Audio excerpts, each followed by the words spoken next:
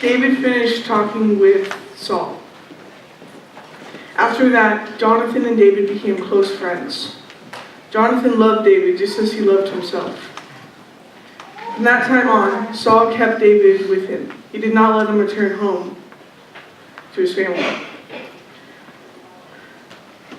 Jonathan made a covenant with David because he loved David as he loved himself.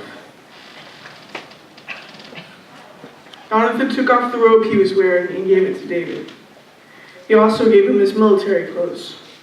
He even gave him his sword, his bow, and his belt.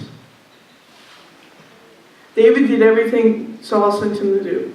He did it so well that he was given a high rank in the army.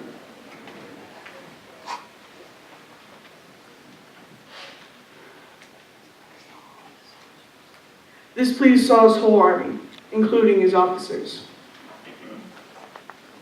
After David killed Goliath, the men of Israel returned home, and the women of Israel came to see Saul.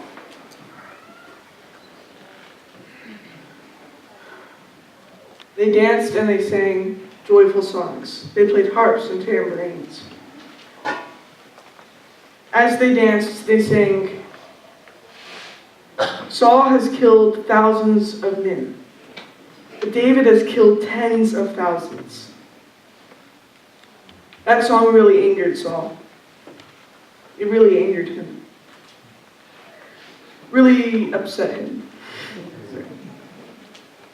He said to himself, "They are saying David has killed tens of thousands of men. They are saying I have only killed thousands. The only thing left for him to get is the kingdom itself."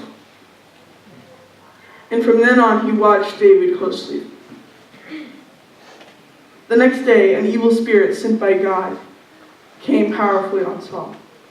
He began prophesying in his house. At that same time, David came to play his harp like he usually did, and Saul was holding a spear. He threw it at David, saying to himself, "I will pin David to the wall." But David escaped him twice. The Lord had left Saul and was with David. So Saul was afraid of him. He sent David away. He put him in command of 1,000 men, and David led them in battle. In everything he did, David was successful. That's because the Lord was with him. When Saul saw how successful David was, he was afraid. But all the troops of Israel and Judah loved David. That's because he led them in battle. 1 Samuel chapter 18, verses 1 through 16.